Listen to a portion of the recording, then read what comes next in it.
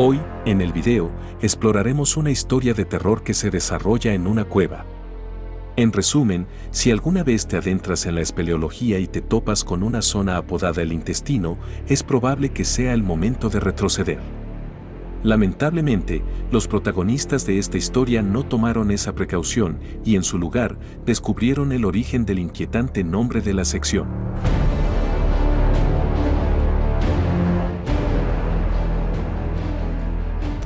El viernes 19 de agosto de 2016, 12 buzos italianos se preparaban para las brillantes aguas azules de la costa de Polonnaruva, Italia. Situada a 200 kilómetros al sureste de Nápoles, Polonnaruva es una hermosa y pintoresca ciudad turística que recibe turistas de todo el mundo cada verano, especialmente buceadores. El plan de buceo del día era visitar el Emersión en Porete, que se traduce como pared sumergida. Este enorme acantilado submarino está salpicado de varias aberturas de cuevas y es un hermoso hábitat natural para todo tipo de vida marina submarina, lo que lo hace perfecto para el buceo. El organizador de la inmersión fue Mauro Cammardella, propietario de un centro de buceo local e instructor de buceo que enseñaba 3 tipos diferentes de certificaciones. Cammardella vivía como si perteneciera al agua y rara vez pasaba un día sin que el hombre de 49 años se metiera en el agua. Junto a él para la inmersión estaba Mauro Tancredi, quien era instructor asistente en el centro de buceo de Cammardella, y su amigo Silvio, de 58 años. Silvio no era instructor de buceo como los otros dos, pero era un experto en buceo y compartía la pasión de Cammardella por la exploración submarina. Además de que Polonnaruva es conocida por sus magníficas formaciones rocosas submarinas y sus misteriosas cuevas, también es conocida por la maldición de Polonnaruva.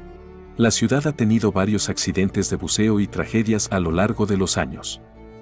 En 1984, 2 espeleólogos submarinos se ahogaron durante una inmersión de investigación.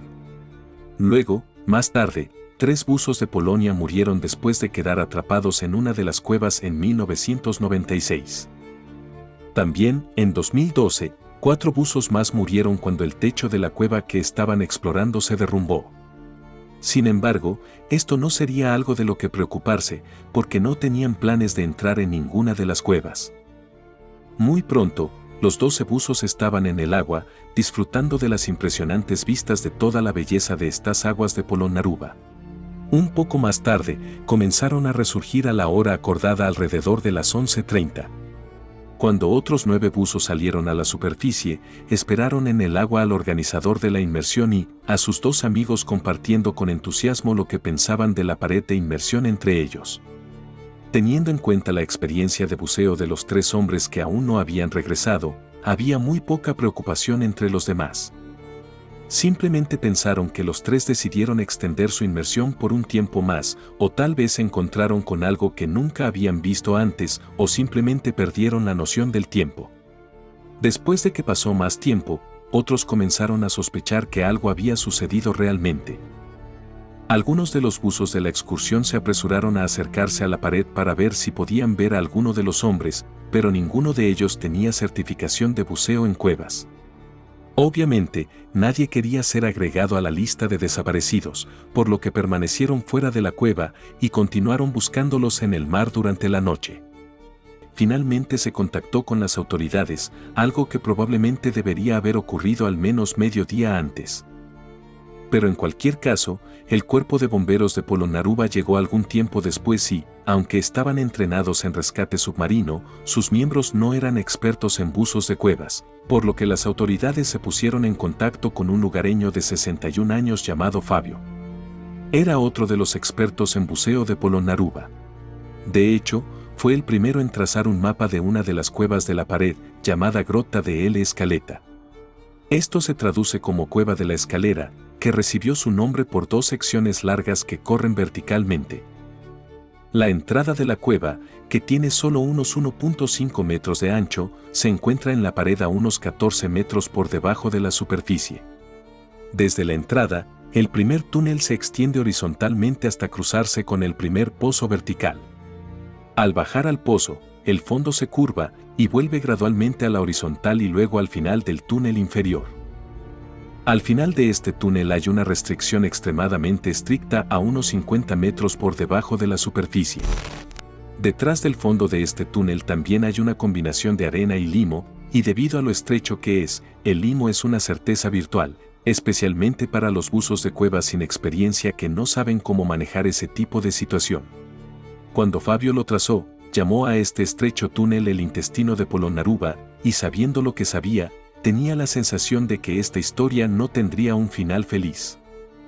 El intestino también mide unos 16 metros de largo, y las paredes onduladas del interior lo cierran al menos 1 metro en algunos puntos.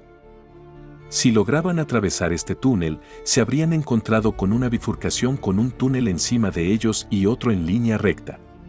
Elegir el túnel por encima de ellos los habría llevado de vuelta al nivel del mar, pero todavía estarían encerrados dentro de la roca, dentro de una bolsa de aire, en la parte superior del pozo. Incluso si hubieran terminado en la bolsa de aire, es probable que no tuviera suficiente oxígeno para sostener a una sola persona durante mucho tiempo, y mucho menos a 3. Esto significaba que solo había una esperanza para los hombres, y era si lograban atravesar el intestino, y luego elegían evitar el eje vertical y continuar recto. De haberlo hecho, habrían llegado a la entrada trasera de la cueva para salir al mar abierto al otro lado de la roca, pero Fabio estaba seguro de que si hubieran logrado salir por la entrada trasera, ya los habrían encontrado. No se lo dijo a nadie en el lugar de los hechos, pero Fabio creía que los buzos estaban muertos mucho antes de que se llamara a las autoridades. Justo después de su llegada, le pidieron a Fabio que se sumergiera en la cueva y viera qué podía encontrar. Entró en el agua, se dirigió a la entrada, descendió por el primer pozo vertical y se dirigió al túnel inferior donde se encuentra la abertura del intestino. Cuando entró en el túnel inferior y alumbró con su linterna delante de él, inmediatamente se detuvo y se dio la vuelta. Cuando volvió a la superficie, confirmó a las pobres autoridades que los hombres estaban atrapados dentro del túnel o en la bolsa de aire del segundo pozo vertical. Al parecer, el intestino estaba tan sedimentado que la mayor parte del túnel inferior todavía tenía una visibilidad casi nula. Fabio supo entonces que la única razón para seguir buscándolos era recuperar sus cuerpos. La noticia de los buzos desaparecidos se extendió por Polonnaruva y la reacción fue de pura incredulidad. Parecía que todo el mundo en Polonnaruva conocía a Cammardeja y Tancredi en algún nivel y su reputación como buzos altamente calificados. Las redes sociales se llenaron de comentarios y publicaciones expresando amor y esperanza de poder salir vivos de esto sin importar cuán sombrías se vieran las cosas desde el principio.